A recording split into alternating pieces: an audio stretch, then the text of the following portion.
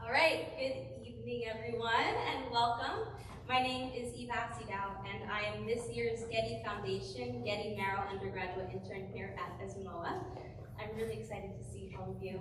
I really appreciate you taking the time to join us. Whether you're in person here or virtually, thank you for taking the time. I know this next hour is going to be really fantastic. So I also want to thank the ESMoA team for this opportunity to organize this event and for all of your support and guidance. Thank you. Before we begin, some other housekeeping points. This event is being recorded for public and archival use. Our gender-neutral and ADA accessible restrooms are located to my left, just beyond the passage here, and to the right. And after we hear the panelists speak, there will be a Q&A portion. I'd also like to take this moment to acknowledge that we are gathered on the land originally and still inhabited and cared for by the Tongva, Tatakviam, Serrano, Kits, and Chumash peoples. We acknowledge the Tongva people as their traditional caretakers of the water and land on which we program, curate, educate, convene, and cultivate dialogue. We honor and pay respect to Tongva ancestors and the Tongva community today, which continues to nurture this land and water through traditional practices, activism, art, and education. We also acknowledge their continued work to safeguard cultural resources. With that acknowledgement in mind, we welcome you to ESMoA, a place where art invites us to connect with one another across histories, cultures, nations, traditions, and the many perspectives that shape our world. ESMoA, the experimentally structured museum of art, active since 2013, is a nonprofit public art museum and art laboratory focused on experimentation and experiential learning. We believe art is inseparable from life and that it belongs to every individual. And we encourage each visitor to cultivate their own personal approach to art and to the artists who create it. To realize this vision, our institution operates according to 3 foundational principles: exhibitions, education, and artists in residence, to make the arts more accessible. Our educational programming, which is always free, extends outward from each exhibition through programs that provide meaningful access to arts education for all ages, including but not limited to K-12 field trips, mural projects, our weekly kids club and art maker space, internships, and workforce development opportunities. Our Artist in Residence program, including both our lab, LA-based residency, and international Artist in Residence AIR programs, allow local and international artists to create works in or near our space. Our exhibitions, called Experiences, are interactive presentations of works spanning all eras and movements from the local to international artists of a wide range of diverse backgrounds. The exhibitions surrounding us this evening is our current experience piece, which brings together 12 portraits of Nobel Peace Prize laureates and artworks of 12 international and LA-based artists in a series of pairings that explore how peace is imagined, built, and sustained. By connecting peace advocates with artists working in diverse mediums, the experience highlights how peace is shaped not only through diplomacy and activism, but also through imagination and creative expression. And it is within this spirit of education, collaboration, peace building, and of course, art, that we welcome you to tonight's discussion. So without further ado, I'd like to introduce our panelists for this evening, this lovely group of human beings. It's really beautiful to see you all here, so thank you so much for being here. Please join me in welcoming interdisciplinary artist Stephanie Mercado, founder and executive director of Color Compton, and co-founder of Compton Art and History Museum, Abigail Lopez-Byrd, and founder and executive director of Indivisible Arts, Rafael McMaster.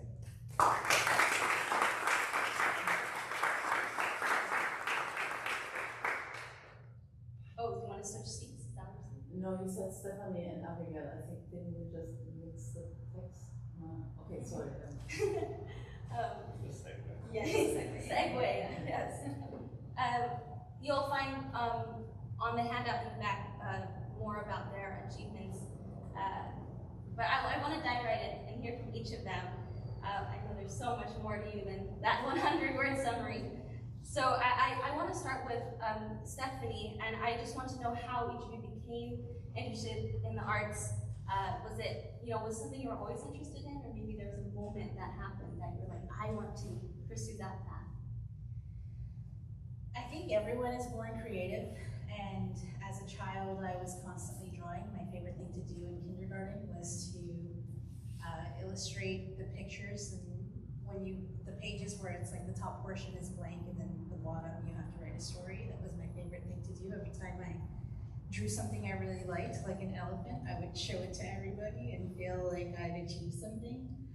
But I didn't grow up with arts education, which is important because I didn't understand how a painting was made, or that you could make a career as a fashion designer. However, my grandparents were in custom car upholstery and my mom had a fabric store, so I was constantly surrounded by makers. But for us, it was more of a practical thing. We didn't idealize it, and the moment I decided to be an artist was when I was in high school. One of my classmates got into the Los Angeles County High School for the Arts for the theater program, and I thought, there's an art high school where you can learn the arts in addition to your regular curriculum. I want to do that, so I applied and I didn't get in. And of course, that's a real introduction to what it's like to be in the arts. However, they took a look at my grades and they needed to increase their testing scores, so then they let me in, and I got to attend an art high school for 1 year. I ended up leaving because it was really wild. So I'll pass it on. Yeah, we can pass Abigail next and then Rafael. Yeah, so I think similarly, I did not have access to arts education. There weren't any after-school arts program. I'm from the city of Compton, born and raised, and we just don't have as many arts resources. And so my introduction to the arts was, I think, also to echo your point, my family was very creative. I come from a big family of musicians. Everybody sings, everybody plays music at different instruments. And I remember wanting to learn how to sing. I was definitely like that person. If I went out with my grandmother to a restaurant, my grandma would go up there and ask the mariachi if she could sing, and then my mom would sing, and then my sister would sing, and then they would be like, okay, you're next, and I was like, no. And so I think I was trying to figure out for a long time what was my creative output. My sister was really talented in writing poetry and drawing and just design work. And as a child, I remember trying all of these different things, and I always felt like I wasn't as good. But when I was in high school, a mentor introduced me to darkroom photography, and I felt like, you know what, this is it. Like I can document my own life, and because it is also art, no one can say this is a bad photo or a good photo. It's literally just how I'm seeing my community, how I'm experiencing life. And that's when I decided, okay, I guess I'll go to school and study art. As a first-gen college student, I knew I had to go to college. I didn't know what I wanted to study. Oh, there's a blank. Sorry. But after I took that photo class, I was like, okay, I guess I'll study art. And so I was an art major, but similarly felt like it was wild. And ended up also adding education and sociology. So I think for a long time, my approach with art making has been always looking at my own lived experience and intertwining my art making with just my upbringing and my family and my community. Thank you so much, yes. And Rafael, if you could share a little bit about how you got involved in the arts.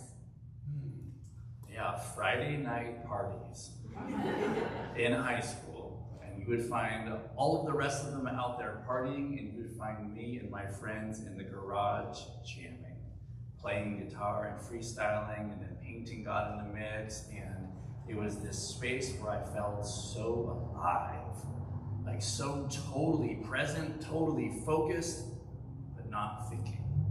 And so then it began this pursuit of, well, how can I do this for a living? And ultimately, I got a degree in fashion design and went on to do other sorts of design stuff and all the different things.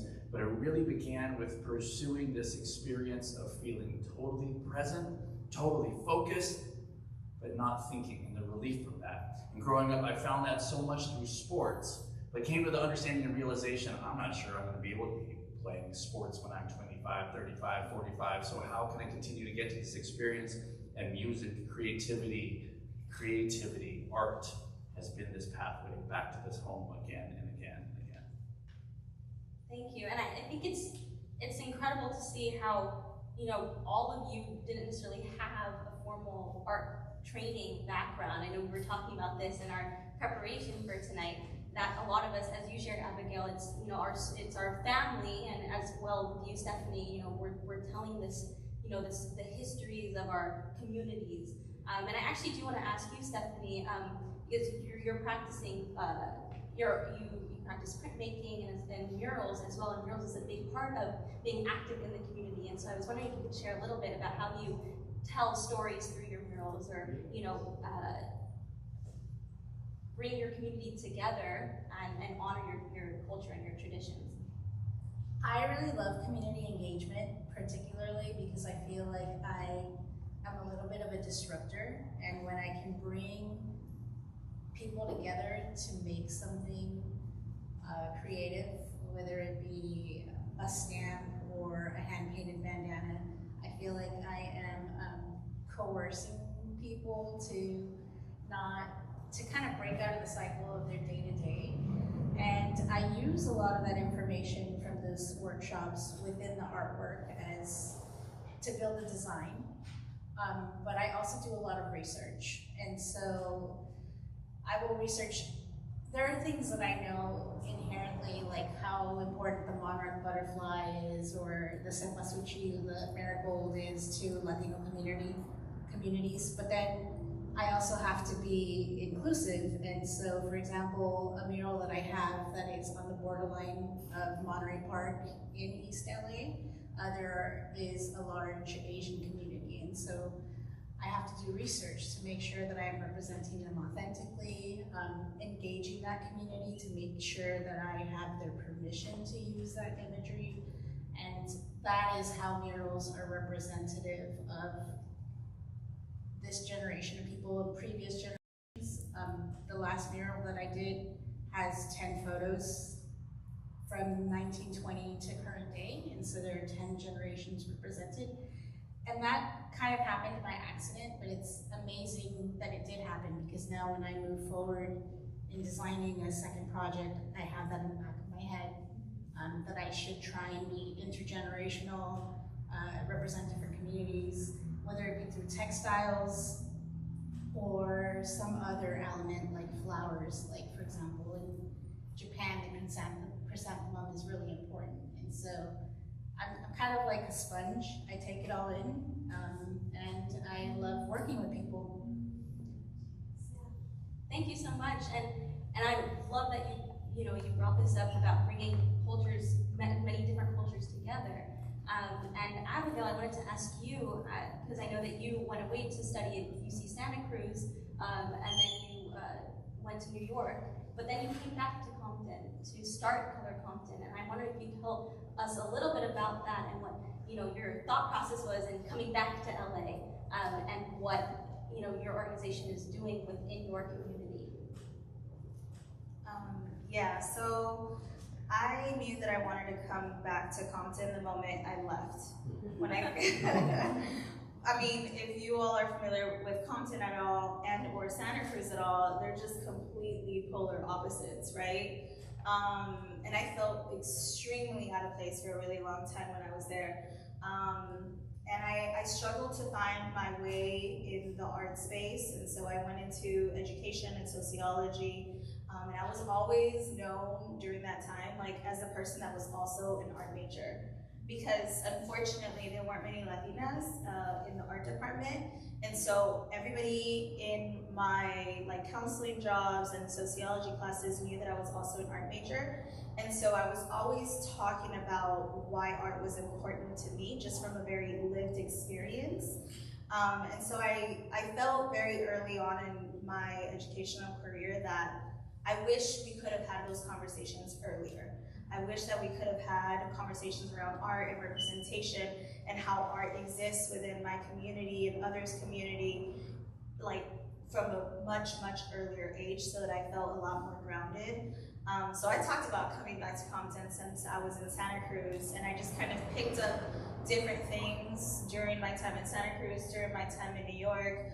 I worked, and I am an educator as well, and so I worked as a counselor, I worked with college success, retention.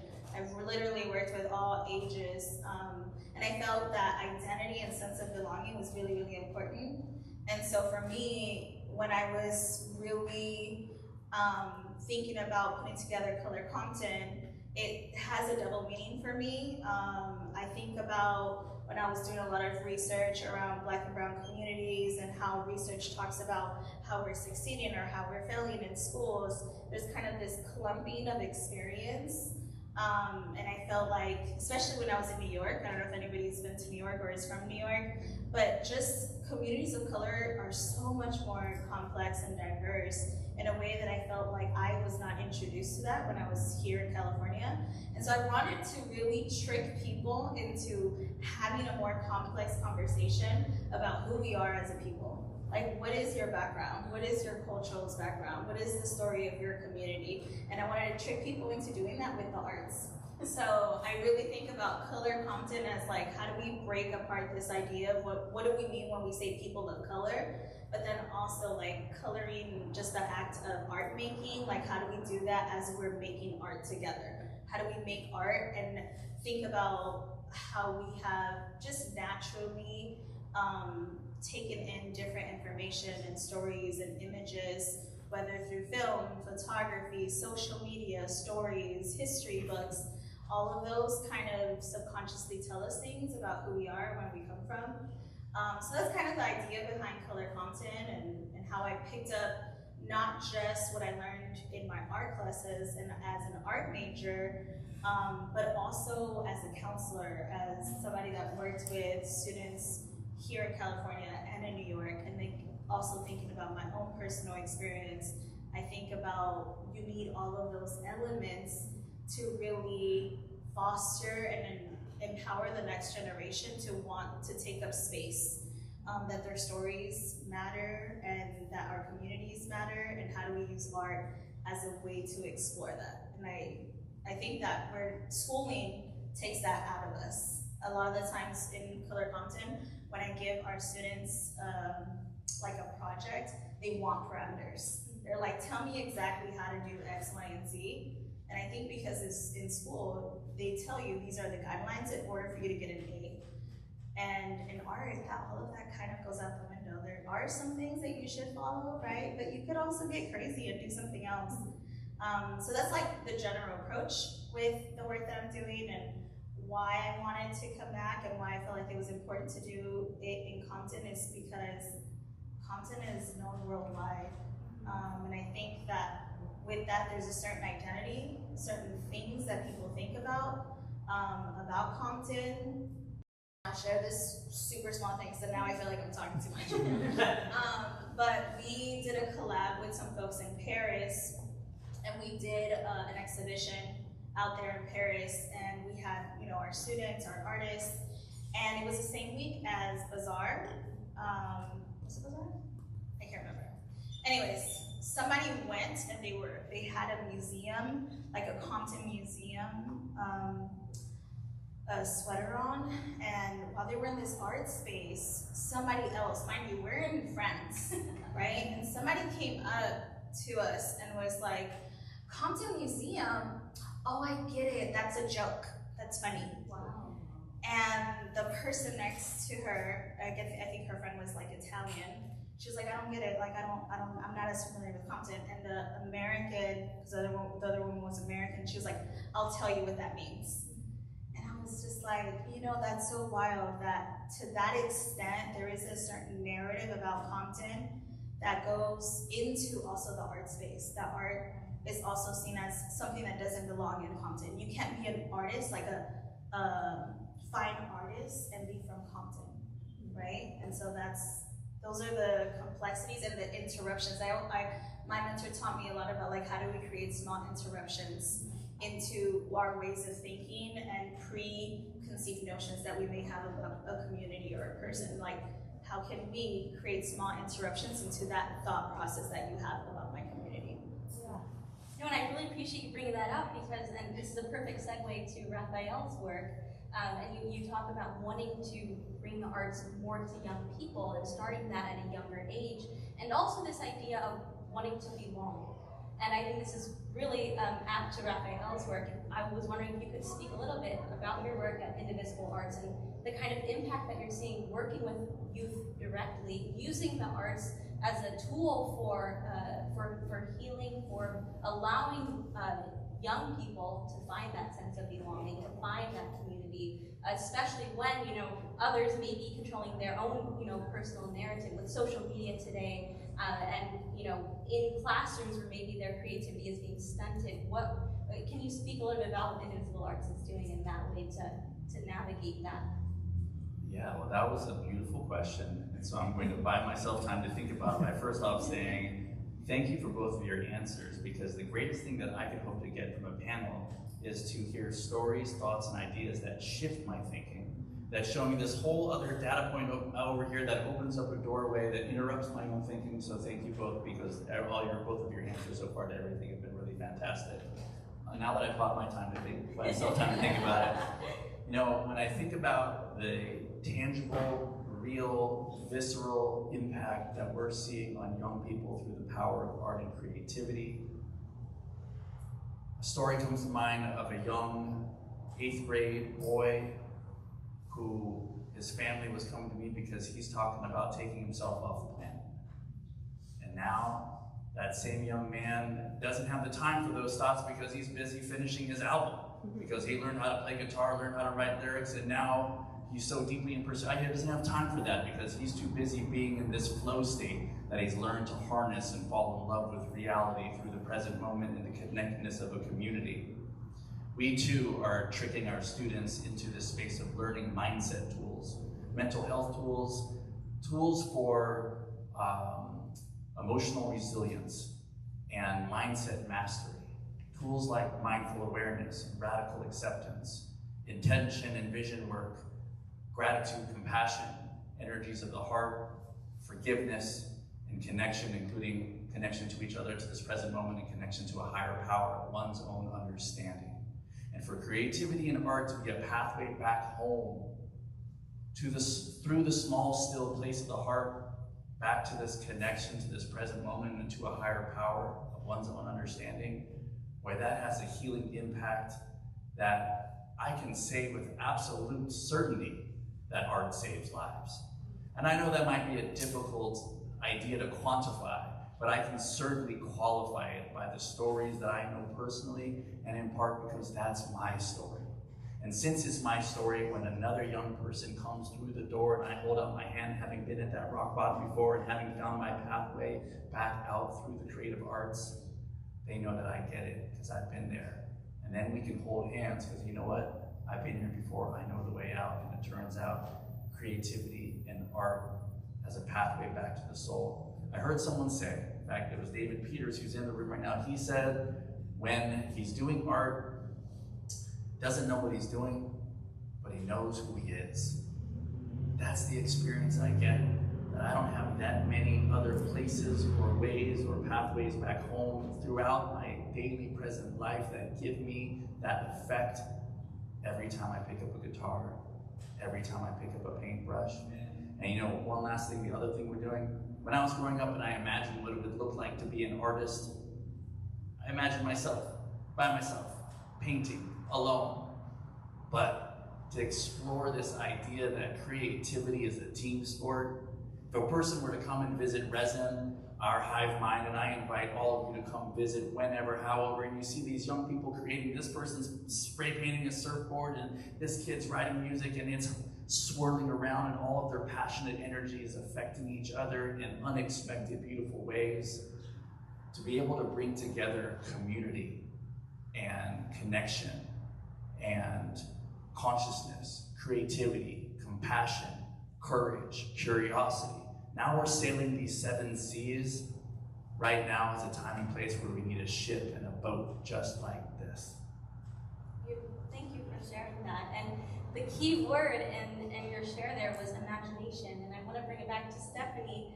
One of the greatest parts about prepping for this was getting to research each of you in depth, and I hope that you could take that in the most non-weird way.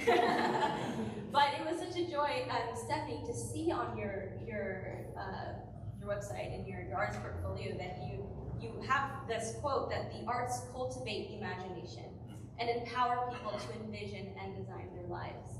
And so I guess with that, I'm wondering first, how did you envision this for yourself, and how did art and imagination play a role in what you're doing now in your community with the arts?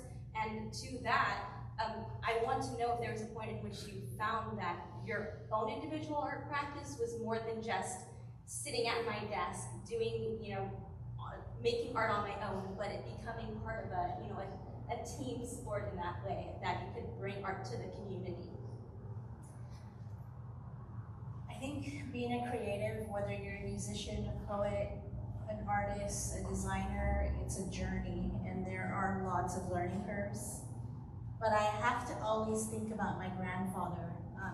He immigrated here from Mexico in the 1960s and did not have any experience in upholstery or custom car upholstery, which is a whole other level of expertise. And he did it. He imagined what the patterns would look like, started buying vinyl. My family really struggled in the 1960s financially. They hardly had any money for food, but he managed to grow a business. And I think it was his imagination of believing he could do it, and the will to do it, and also just the work ethic that really inspired me as a creative person in this economy to just continue being an artist despite having a full-time job, spending as much time as I could trying to figure out how can I cheat, specifically with printmaking. Printmaking is a very laborious, labored practice that can take several months to make one print if you have very limited amount of time. And I thought, I'll just start collaging, forget chine-collé. Chine-collé is really meticulous, and there's room for error, and there's a lot of room for loss, which for me affects the environment. I also think about my environmental impact. And I thought, I'll just print stuff on paper, different colors, collage it together, and make more complex work in a shorter amount of time. And for some reason, that language started to appeal to people. And I got my first public art commission from using collage. I was able to pull together a lot of ideas very quickly. That also allows room for play, and it's through public art that I've been able to sustain my practice. And now it's me just trying to figure out how to continue sustaining my practice. As I mentioned, it's a journey, and so I say yes to every opportunity that comes my way. Mostly because for me, the art making is intuitive. It's like tying a shoelace at this point. But the art making is working with people. So I was recently awarded a large-scale mural commission for Los Angeles General Medical Center. And I've been working very closely with the county and with different people, like fabricators and installers. And that entire experience has been so fulfilling and has been the art magic for me. The artwork, I designed it. Yes, I stayed up till 5 o'clock in the morning working on it. I put a lot of hours into it, but it's like living life at this point. Like, it's just part of my life. But the community engagement portion has been the art magic for me. Thank you so much for sharing that, and I can't wait to see that mural when it is completed. I want to pivot a little bit. I'm still keeping the same vein as big accomplishments and achievements, and I'm wondering, Abigail, if you could share an event that you found was, okay, this is all worth it. I'm glad that I came back to Compton and opened this organization. You know, just a highlight so far from your time in Color Compton. That is really hard to think about just one event. So thinking about like how do you sustain it, back in 2019, I had just moved back to Compton, and I was like, okay, am I gonna do this or not? And I had only my oldest daughter, and I definitely believe in like walking by faith. And I remember my oldest daughter, she still would not walk. She just, you know, you would hold her hand and she would just be like walking, you would let go of her hand, she would freeze and fall. And I was like, girl, I'm right here. It's okay, you know? And at the same time that I was trying to teach her how to walk, I was debating whether I should leave my job and do this full time. And I remember, like, it hit me. I was holding her, and I was like, I know you want to hold my hand so you feel safe, but it's okay. If you fall, I'm going to catch you, right? And I literally felt, for me, like that was God telling me, like, girl, that's the same thing I'm telling you. And I was like, oh my God, I kid you not, she started walking. And that was on a Sunday. Monday, I went in and I put my letter of resignation. And then like 2 weeks later, I found out I was pregnant. And I was like, oh, healthcare. And then after that, I was about to celebrate my birthday, and the day after my birthday party, my grandmother ended up in the hospital, and her cancer had came back for the 3rd time. And because I had just moved back, and because I also had just quit my job, it also put me in a position to be able to be her caretaker. So I began this journey of doing this completely on my own in terms of not having a financial thing to hold on to, as I was pregnant and my grandmother's caretaker. And then I signed a lease for the space of where we are now 2 weeks before COVID shut down. Which at the time, you know, we didn't know, and so we used that as a time to really rebuild the space and be intentional about making it feel loved and inviting and welcoming. And so all of that kind of was the buildup for me to do this work. And so when we opened our first cohort, it was during the summer of 2020. And I remember we had a celebration when we finished that cohort. Like, it was in June, and then in August, we had our semi-opening. And I think that was a big accomplishment for me, to somehow still be able to do that. Still have students interested in this space. I think recognizing that there is a need for this work to be done in the community. And then after that, I was crazy, and I was like, we're gonna celebrate our birthday every year.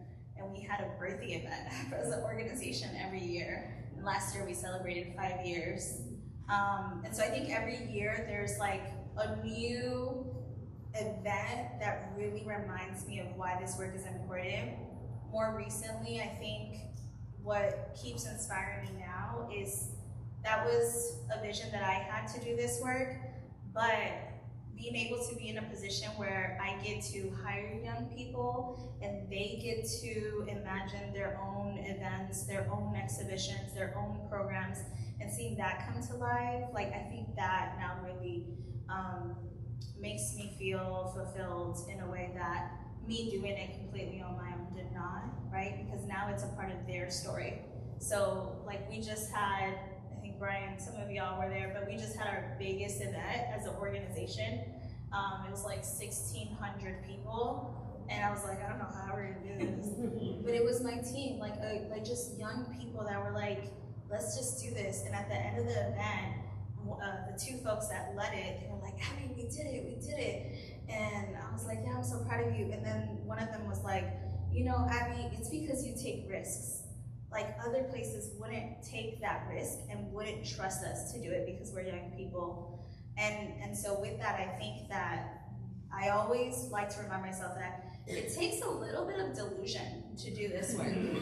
You know what I mean? Like, it's a little bit delusional for me to like quit my job and be pregnant and not know where I'm gonna work and not have insurance. And it's delusional to say we're gonna do this crazy, extravagant, whatever event or do an exhibition abroad. Like, I don't know, right? And it sounds kind of crazy, but I think you need a little bit of that craziness, a little bit of that delusion, and somehow things will line up and it'll work out, and you inspire other people, and then the legacy continues, and then it becomes something that continues to grow even outside of whatever you imagine.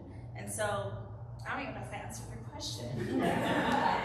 I think there's every new event, every new exhibition continues to inspire me. I like to see the work as a living process, and seeing how that continues to grow within the young people that I work with, just continue to inspire me. Yeah, and I really appreciate you sharing that, because I know when we were talking, this sort of through line between all of us was that we are all artists and artists of color who are going back into our communities to support especially the young people so that they can then succeed. And how we're achieving the success is through the arts. And so I appreciate you sharing what happens behind the scenes. And perhaps then Rafael, you can share a little bit about what happens behind the scenes as well with Indivisible Arts or your own artistic practice, and maybe just, how do you overcome these challenges? Yeah, I mean, the first thing I'm going to say is I never realized how much delusion and courage were so similar, if not the same thing.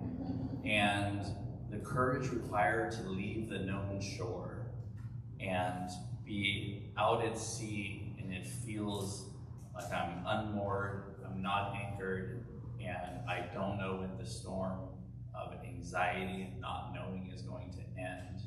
And it's in those moments that my faith is deepened. And it's in those moments that needing to be re-reminded by why it is that we do what we do, that becomes the strength for my spine to continue to move forward. So, behind the scenes at Indivisible Arts, so we are a 501c3 nonprofit, and like with any job, there's the things that you love, and then there's so many of the other things. And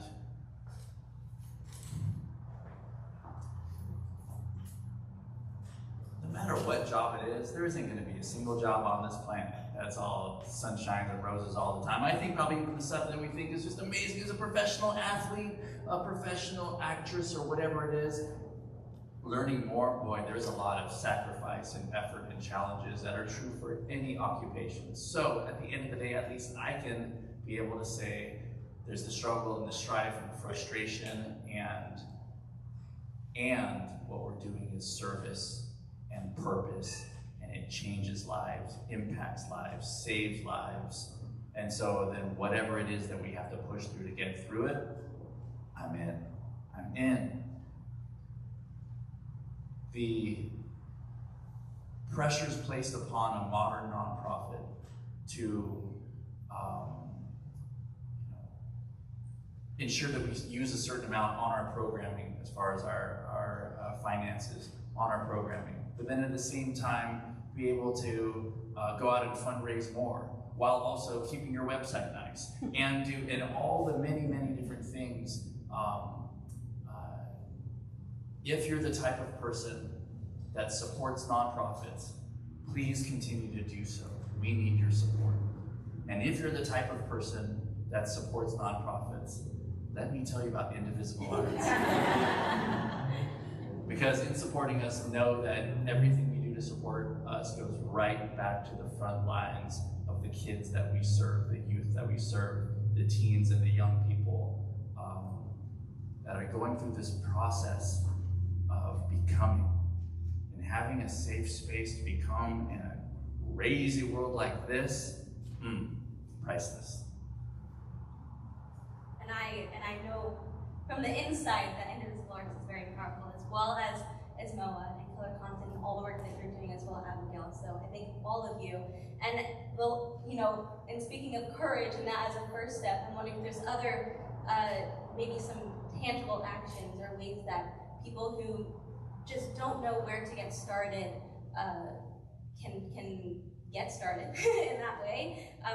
How can people who are looking to activate their community? And I want to mention, because I didn't before, that the word activation in tonight's title, LA Arts Activation, was chosen very intentionally. One, activation in terms of just getting your community activated. But then the second part of that was then using the arts to activate the community. And so in that way, anybody who's looking to activate their community, I'm wondering, maybe you can start with Abigail and we can go down the line. Maybe you have some advice or tools that anybody who doesn't know where to start can. As someone who supports nonprofits, I encourage everyone to please donate to your arts organizations. It helps their programming, but also supports artists. For me personally, participation, and I think we're preaching to the choir here because all of you showed up, but sometimes an artist will have community engagement that they have to do. They'll host a workshop or they'll invite you to an opening and people don't show up. And it's unfortunate. I know we all have busy lives, but it can be a little discouraging for artists to not have people support them. That being said, online, I know social media has changed how we think and how we behave. But if an artist posts something they make, even if you don't like it, it doesn't cost you anything to tap the heart. You know, I think any support that you can give, whether it be emotional or just sharing about somebody's work, maybe if you work in an elementary school, sharing the mural that I did with ESMoA as like a potential for the school would be amazing. Don't worry about the funding. We can try and find that somewhere. There are some people that have private foundations that could, you know, support projects like murals in schools, but I think just being generous as a person and supporting musicians, poets, visual artists, people trying to create something as opposed to disrupt, whether it be online or in person. I think just being a generous person is a good way to start. Thank you so much, Stephanie. I echo that as well. And then when you were speaking, I thought about that quote with Maya Angelou that says, to practice any good virtue consistently, you need courage.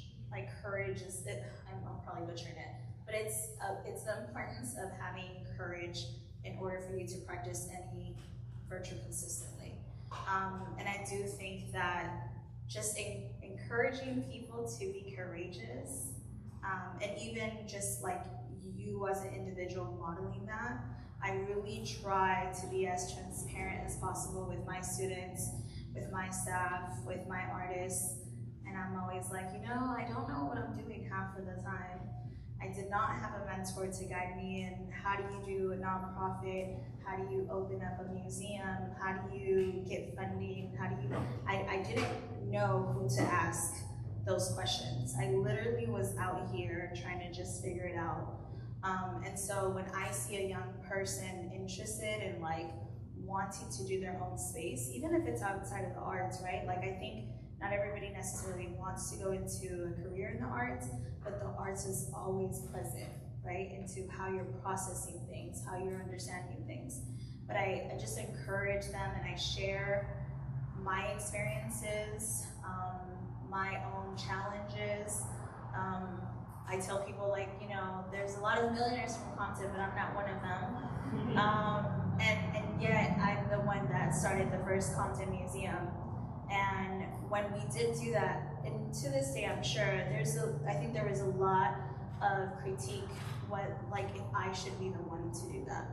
And, you know, I for sure think, I haven't talked to some of like my middle school, elementary school teachers, but I do not think that they thought I would end up here. I'm pretty sure they were like, okay, Abby, sure. Not that I was a bad student, but I think I was definitely one of those students that just kind of falls in the background, right? I don't think anybody necessarily like remembered me. And you know, teachers sometimes, whether they mean to or not, like will play favoritism and like, oh, they really like this teacher, this student, and they have high hopes for somebody.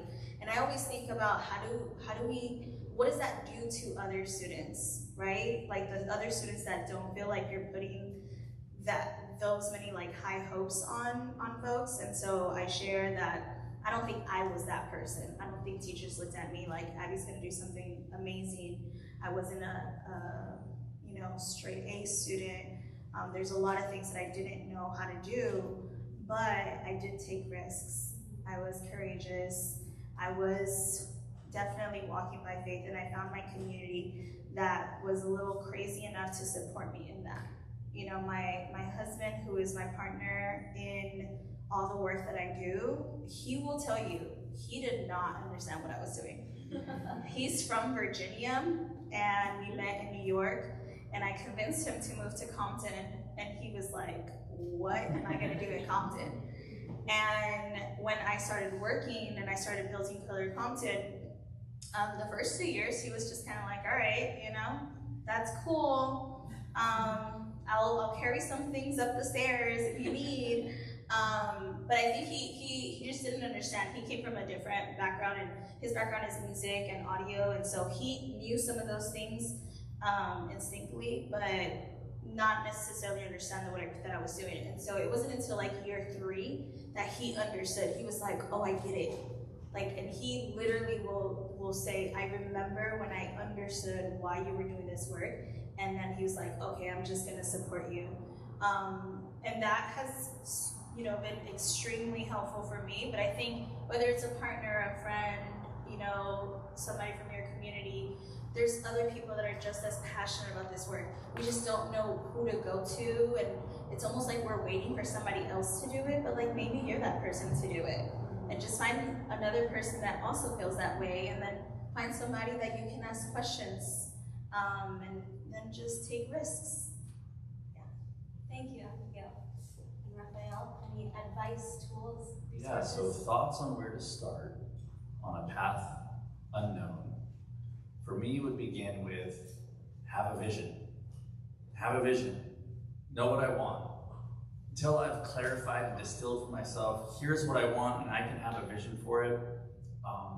So that's where I would start. Have a vision, and then I would connect to, I guess this was my path. I had a vision, then I really connected to my why. You set your why. My why, and really understanding, not just in my heart why this matters, but to understand why it would matter to others. Because those are my people.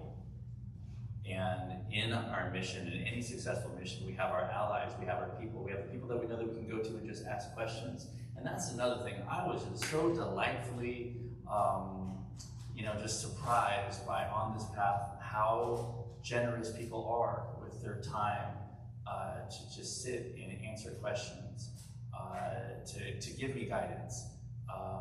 I can name 3 different people in the crowd that either like your father and David and so many different people that are just willing to take time and answer questions for me because they know that where I'm coming from is a pure and true place that cares about this vision and this why.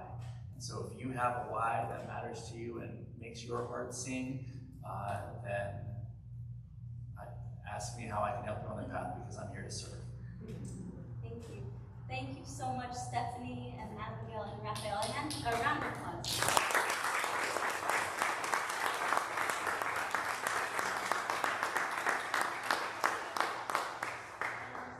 Maybe we just have time for just a couple questions. I might ask, okay, maybe I'll ask already if you could pass the mic. Yeah.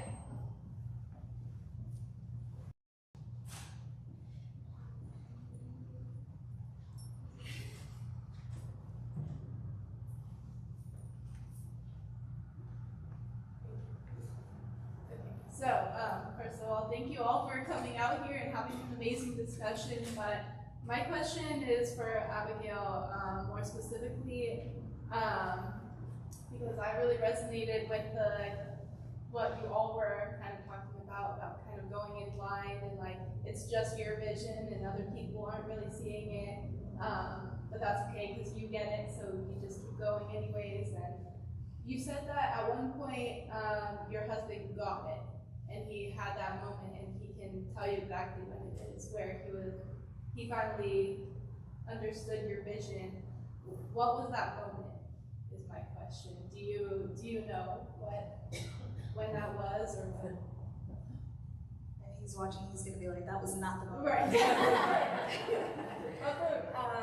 No, but I remember we were having. It was when we were in this weird transition where some of our students they kept coming around, and we were trying to figure out how do we move funds so that I could hire these folks, right? And I think the conversation that we had was, I had this vision to do this, and I really just, my own personal journey, I felt convicted, if I don't do this, I'm not just saying no to myself, but I'm saying no to all the other people's lives that are gonna be changed by me doing this. And so I think I just understood that as I was going in, and to then start seeing how that started trickling on, where we did hire a student who, was now, like, it was a student that he started off when he was in high school with us. He was not trying to go to college. He was like, I don't know what I want to do. And he ended up thinking, okay, maybe I'll go to college now, because he kept hanging out around the organization. And, we were just like, do what you want to do, like, use this space, figure it out. And then we ended up hiring him. I was like, we're gonna make a way, we're gonna figure it out. And then he now runs the lab at our space, right? He's probably like the second youngest person in our space. But my husband was like, I understand the like legacy part, that it goes beyond you, and that you were just like a piece of this larger puzzle, and you needed to do this. And almost like, if you don't do it, somebody else might, or somebody else might not, right? Like the work doesn't stop.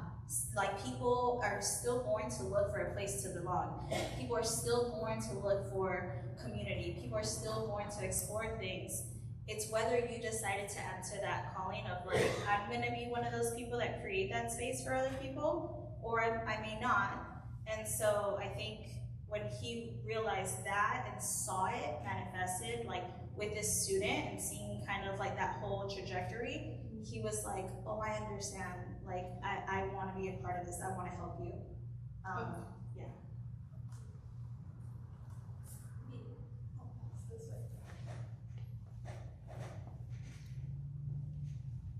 How's it going? Hi, I'm Nelson. Thank you for everything so far.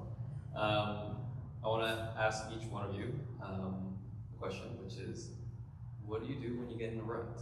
What is it that got you through it? And how did you even identify that you were in a rut? Because sometimes I know it's hard to be like, okay, I've been kind of paused for a little bit. So what got you through it? Life is full of ruts. However, I was in a really dark place, like in 2018, 2019.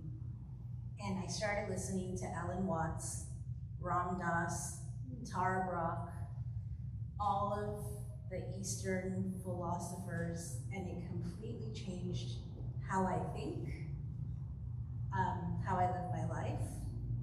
And it became a practice, because when you're in a rut, sometimes it is your central nervous system. It's not anything in your mind that you can control.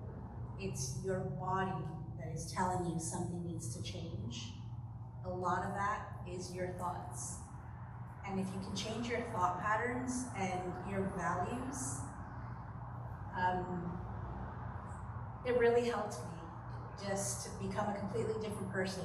And one of those main things is community.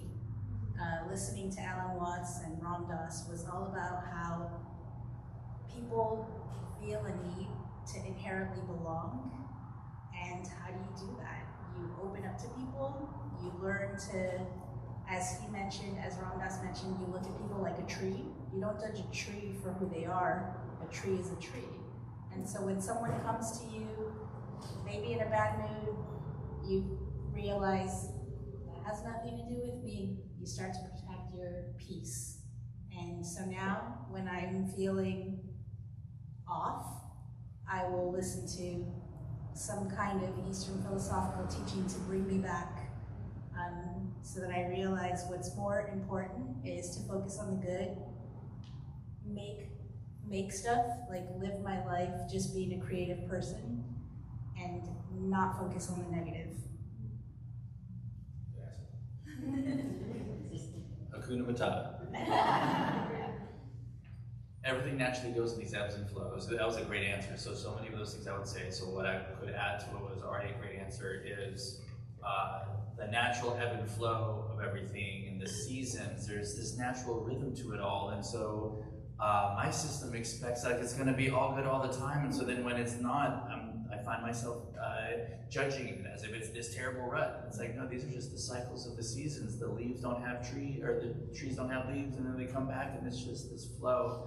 And I think the same can be true for, writer's block, artist block, creator's block, just living block. That there's the time of creating and giving and flowing, and then there's the time where it's the time for me to go inwards and resource and refuel, rekindle, learn, absorb. If it's the masculine, create, go, make, and then the feminine, receive, hold space, and to honor both those cycles, and for me to see when those cycles are happening. So I'm not judging myself for not making, creating, doing, producing, being effective, achieving, when really, have I really spent a meaningful amount of time holding space and going inwards? And when it's time to hold space and go inwards, am I filling that time with crap and scrolling and slop, brain rot? Or am I filling that time with meaningful connection and family? And, so I have to be accountable that during those times where I have space to receive and refuel myself, that I'm actually putting in good fuel and good nourishment instead of trying to distract that time away. Yeah, I think great answers, for sure. And I think as human beings, we want to validate our feelings. I feel bad right now, and I always think about even this idea of love. We think love always looks like you're just happy all the time, but love takes a lot of work. And I think as human beings, we always want to just feel our feelings validated, but it is always fluctuating, right? It's not always going to look like the very best day. Some days you do need to kind of go more introspective. I always think about if there's a storm in your life, you're either going into the storm, you're in the storm, or you're coming out of the storm. But what is your perspective on it? Are you gonna just focus on that? Because there is always something bad to think about. Unfortunately, there's just so many bad things happening in the world. But there's so many good things happening as well. And so it really is, I think, a training and constant practice that you have to just control your thoughts or rewire your brain to not dwell on this end for too long. Yeah. Just rewire. Yeah. I thank you all so much time, I'm gonna have to stop this part of the discussion here. But thank you again so much, Rafael, Abigail, and Stephanie. And thank you all so much for coming. We do have some water, some snacks, and feel free to hang out for just a little bit if you want to ask some questions. But oh, and Kevin is here. Thank you so much. I want to give each of you all flowers, so I will do that. I will put this microphone down. But thank you all again.